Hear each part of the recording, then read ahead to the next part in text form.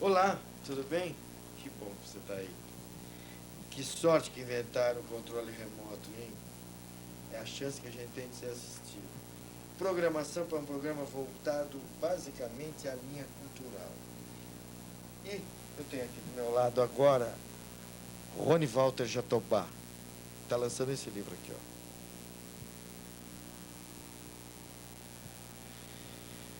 Você, Jatobá, você foi operário. Como é que é essa Rapaz, história? fui operário. Bom, eu Como é nasci, que caiu para as letras? eu nasci em Minas Gerais, mas depois da guerra, meu pai migrou para a Bahia. E eu vivi na Bahia durante muito tempo. E como todo migrante nordestino, vem da Bahia, de Pernambuco, e claro, e buscava naquele período, nos anos 70, por exemplo, buscava São Paulo. E eu vim como todo migrante, fui morar em São Miguel Paulista, um bairro operário, e aqui em São Paulo consegui vencer mais ou menos de vida. Me formei em jornalismo, trabalhei muito tempo na Abril, trabalhei em vários jornais, colaborei com a Folha de São Paulo, o Diário de São Paulo e, e me meti também na literatura. Era uma coisa, um projeto meu de há muito tempo e a literatura fez parte de minha vida, tanto contando as histórias dos migrantes nordestinos, quanto falando de outras coisas como história. Eu tenho livros na área de história também.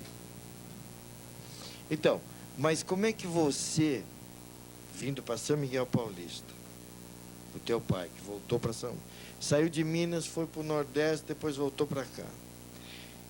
Teu pai deve ter ansiado uma coisa parecida assim, ó, vamos para São Paulo, que vai ser melhor para todos nós.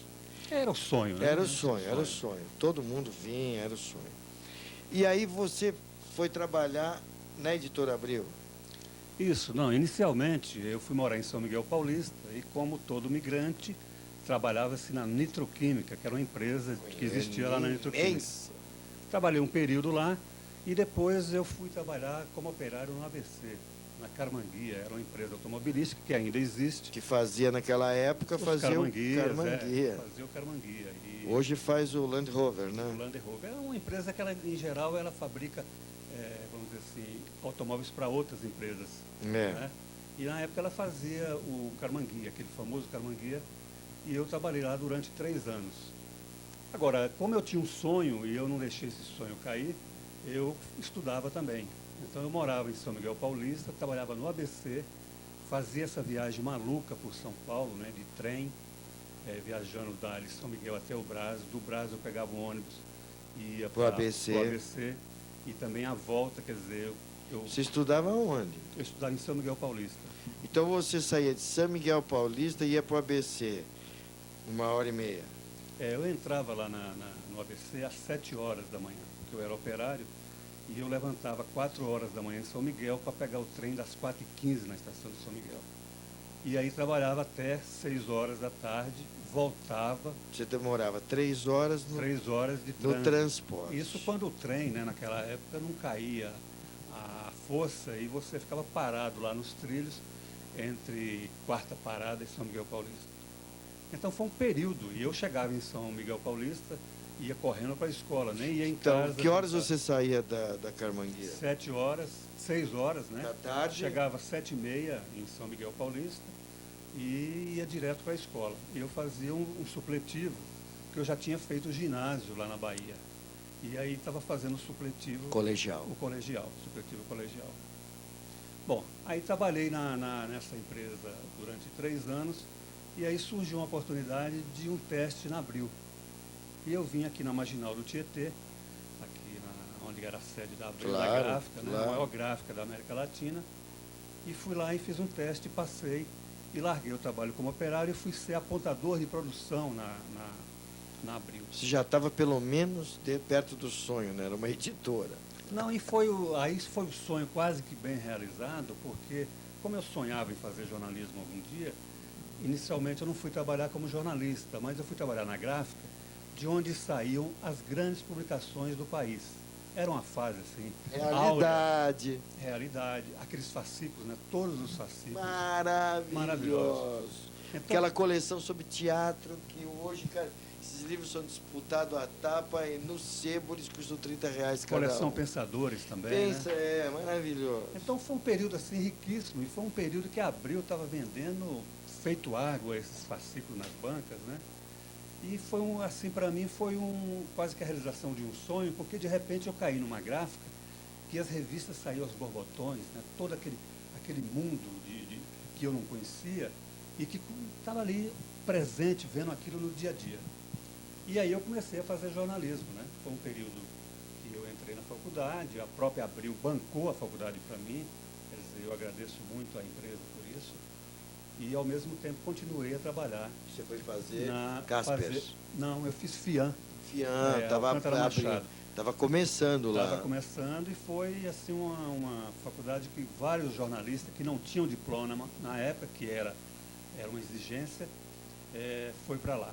E eu fui com essa turma, e lá na escola eu tive incentivo de alguns professores de literatura e língua portuguesa, e comecei a escrever literatura. Foi aí que eu fiz o meu primeiro livro, que se chama Sabor de Química, que é um livro de contos, e ele se chama Sabor de Química porque todas as histórias se passam ao redor da nitroquímica. Do teu próprio passado recente, daquela época. Do passado recente, e voltando também com alguns casos para o migrante que vinha para São Paulo e para São Miguel Paulista.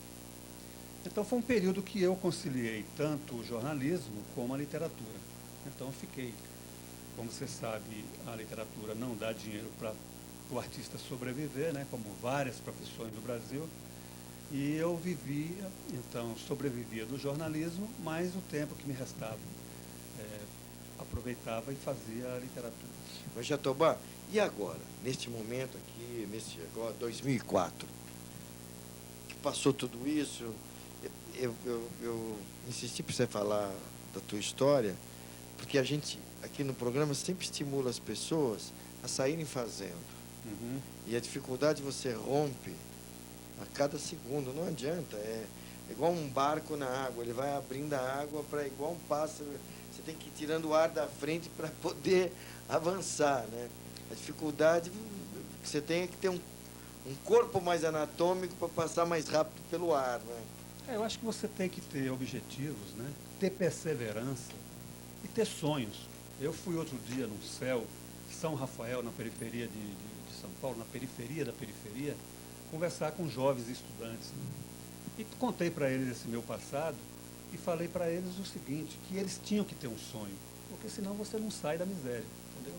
Então você tem que ter esse sonho para você ter força, para ter perseverança, né? E para ter essa força de vontade para você alcançar os seus objetivos, né? E tanto que eu falei para eles da preocupação que eles lessem também, né? Hoje você tem uma geração que às vezes achando que o computador é importante, esquece da leitura, né? Então eu tenho dito para as pessoas, tudo bem, o computador é um veículo, vamos dizer assim, uma ferramenta do futuro, mas você tem o livro que também é uma ferramenta e vai ser do futuro e sempre, né? Sempre. As pessoas têm que sempre ler. Então eu tenho incentivado, tenho buscado mostrar para as pessoas, né, que a literatura principalmente, a literatura é de muita importância na vida, tanto profissional como pessoal das pessoas. Jatobá, o que é esse livro aqui? O Jovem Tchê. Bom, essa é uma experiência minha na área de biografia, né? Eu sempre escrevi ficção, fiz novela, fiz romance, fiz contos, fiz alguns trabalhos na área de história pela editora Ática, e eu nunca tinha me arriscado numa biografia. Mas há 3 anos a editora Nova Alexandria, aqui de São Paulo, me convidou para participar de uma coleção que se chama Jovens Sem Fronteira. E nessa coleção é o seguinte, o objetivo do autor é escrever um livro sobre uma figura importante da história e que você conte, de certa forma, e dando maior importância à sua juventude, né? Então ele me deu algumas opções e entre as opções tinha o jovem Ernesto Guevara, né? Essa coleção já tinha publicado alguns livros na coleção, o Jovem Leno, né?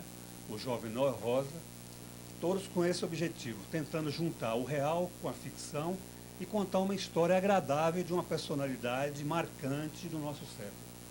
Então eu escolhi o Che Guevara. Então foi para mim uma surpresa, porque eu já gostava do Che como figura histórica e, ao descobrir a sua juventude, eu passei mais a admirá-lo como uma figura, vamos dizer assim, uma das figuras mais importantes do século XX. E por quê?